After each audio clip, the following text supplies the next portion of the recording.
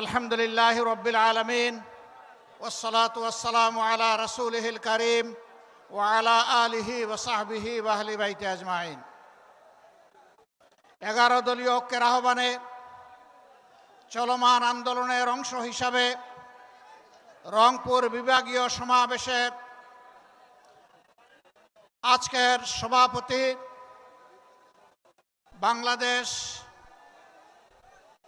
National citizen পার্টির এনসিপির সম্মানিত আহ্বায়ক, জাতীয় সংসদে বিরোধী দলীয় চিফ হুইপ জনাব নাহিদ ইসলাম, মঞ্চে বসা বর্ষিয়ান রাজনীতিবিদ, সাবেক মন্ত্রী, বাংলাদেশের ইতিহাসের রাজনীতির ইতিহাসের এক জীবন্ত সাক্ষী এলডিপির সম্মানিত চেয়ারম্যান জনাব ডক্টর কর্নেল ওলি আহমদ বীর বিক্রম সহ 11 দলের সম্মানিত শীর্ষ কেন্দ্রীয় নেতৃবৃন্দ, আঞ্চলিক স্থানীয় নেতৃবৃন্দ, শহীদ পরিবারের সদস্যবৃন্দ, জুলাই আন্দোলনের আহত এবং পঙ্গু যোদ্ধাবৃন্দ এবং আমার প্রিয় রংপুরবাসী, আপনাদের সকলকে আরেকবার শুভেচ্ছা জানিয়ে আমি আমার বক্তব্য শুরু করছি।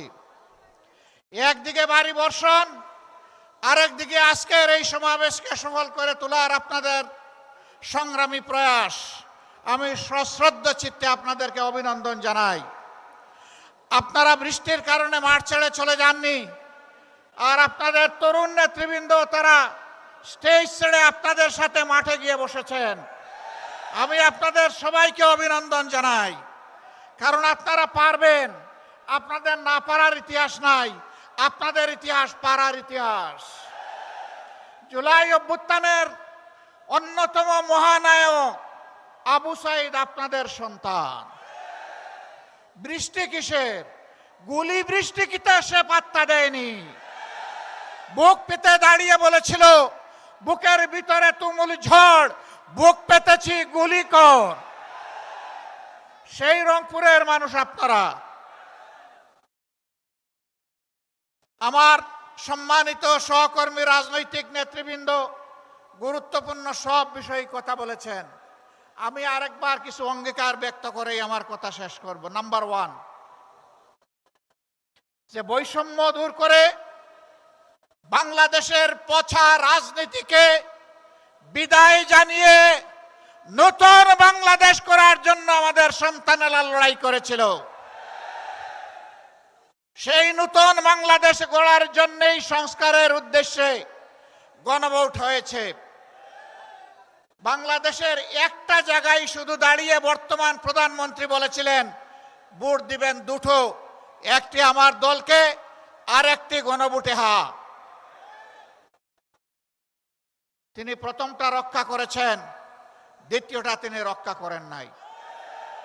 আজকে আপনাদেরকে কথা দিচ্ছি, আমাদেরকে বিভিন্নভাবে এই গণভোট বাস্তবায়নের দাবি থেকে সরিয়ে নেওয়ার জন্য অনেক কথা বলা হচ্ছে। পরিষ্কার কথা, আমরা জাতির সাথে বেইমানি করতে পারব না।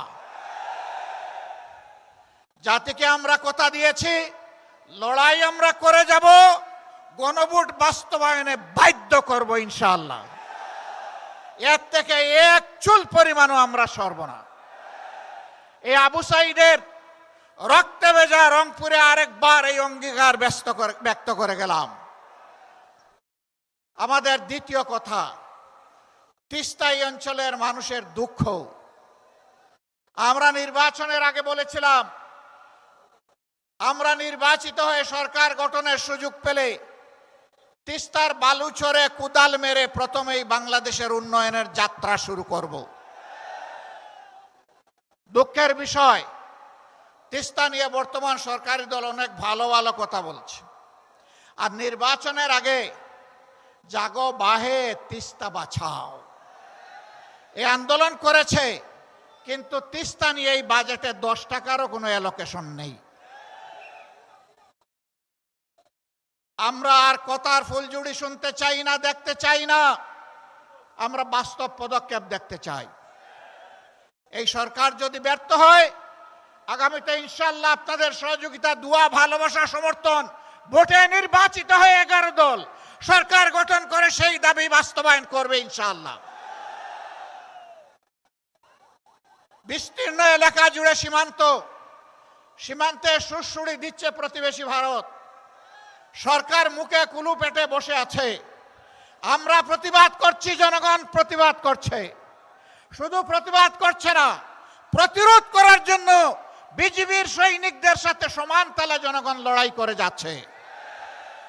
আমরা এই সংগ্রামী বীরদেরকে অভিনন্দন জানাই। সরকারের মুখ থেকে এই ব্যাপারে এখন পর্যন্ত একটা শব্দ আসে নাই। কার বয়ে কাকে খুশি করার জন্য? কোন দেশের শাসক আপনারা? বাংলাদেশের জনগণের নাড়ির পালস বুঝার চেষ্টা করুন। জনগণের অভিপ্রায় আকাঙ্ক্ষার বিরুদ্ধে মেহরবানি করে অবস্থান নেবেন না। নেলে কি হয়? সম্প্রতি ইতিহাস থেকে সবারই সবক গ্রহণ করা উচিত। অতএব সাফ কথা, তিস্তার ব্যাপারে কোনো ধানাই পানাই বুঝি না। তিস্তা প্রজেক্ট বাস্তবায়ন করতে হবে।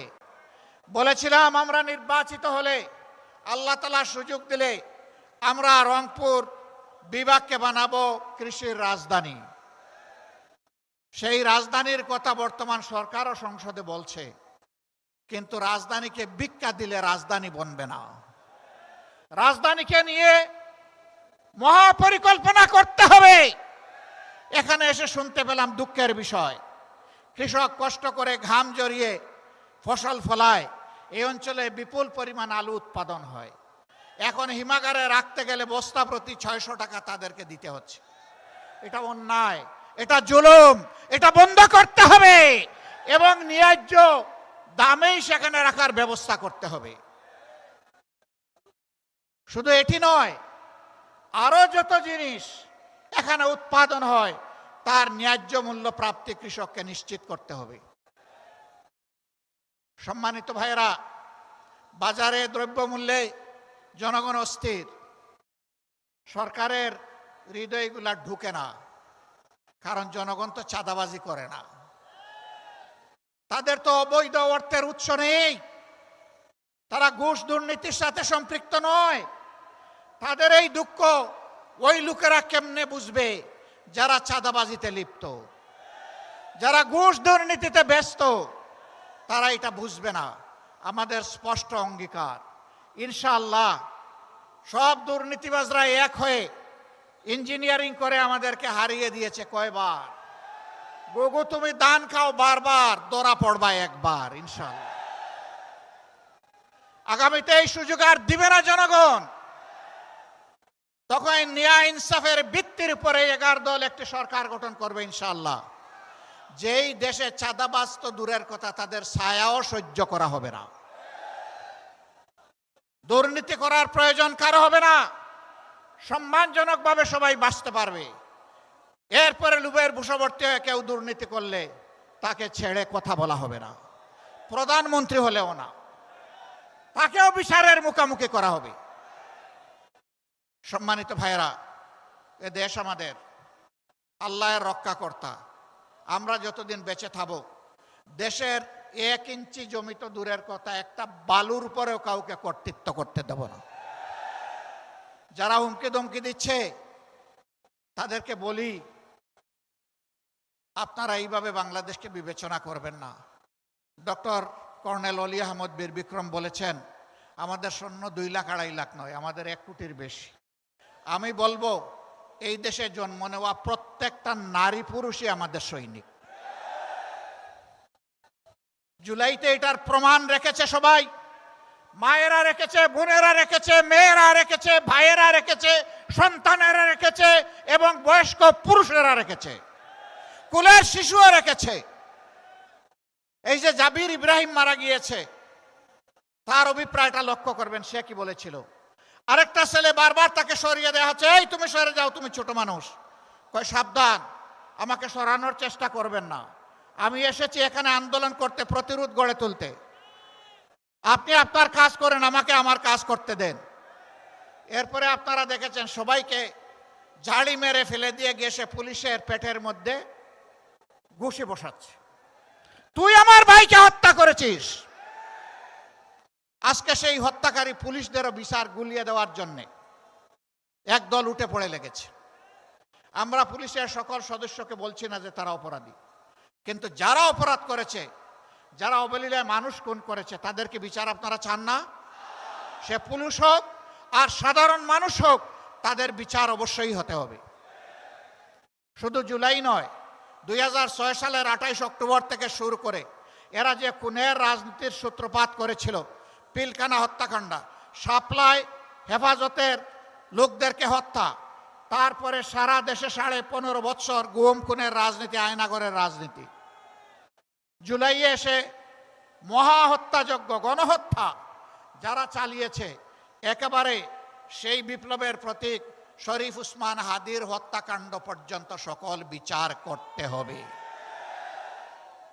যদি এই সরকারের সেই বিচার করার সাহস না থাকে, বলবো নিজেদের ব্যর্থতার দায় স্বীকার করে বিদায় নেন।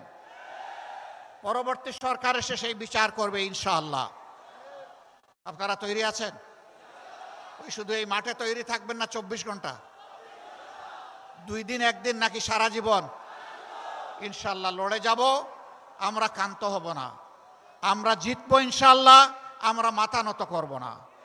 আমরা বীরের জাতি হিসাবে মাথা উঁচু করে বিশ্ব দরবারে দাঁড়াবো, কোনো মিনি আধিপত্যবাদের কাছে আমরা নতি স্বীকার করব না। আপনাদেরকে আরেকবার ধন্যবাদ, এই বিপ্লবী জনতাকে ধন্যবাদ। হে আবু সাঈদ এবং আবু সাঈদের বন্ধুরা, তোমাদের আত্মার কাছে আমরা অঙ্গীকার করছি আরেকবার, আমরা বৈষম্যহীন বাংলাদেশ গড়ব ইনশাআল্লাহ। গণভোটের গণরায় বাস্তবায়নের মাধ্যমে ফ্যাসিবাদের কবর দেয়া হবে ইনশাআল্লাহ। সেই শপথ নিয়ে আজকে এইখান থেকে বিদায় নিলাম। আল্লাহ রাব্বুল আলামিন এই শপথ বাস্তবায়নের তৌফিক আমাদেরকে দান করুন। যুবকরা জেগে উঠো, আমরা তোমাদের সাথে আছি। আজকে ডক্টর কর্নেল অলি আহমদ বিক্রমকে জিজ্ঞেস করেছিলাম, মুক্তিযুদ্ধে দেশকে মুক্ত করার জন্য লড়াই করেছিলেন, আরেকবার প্রয়োজন হয়ে পড়ছে, আপনি কি করবেন? তিনি বলেছেন, আমি সমান তালে লড়াই করব। তিনি 100-র কাছাকাছি পৌঁছে গেছেন। তিনি যদি সমান তালে লড়াই করেন, আমরা কি সেই লড়াইয়ের জন্য প্রস্তুত আছি? আল্লাহ হাফেজ। বাংলাদেশ জিন্দাবাদ। 11 দলীয় ঐক্য জিন্দাবাদ। ফ্যাসিবাদ নিপাত যাক। আসসালামু আলাইকুম ওয়া রাহমাতুল্লাহ।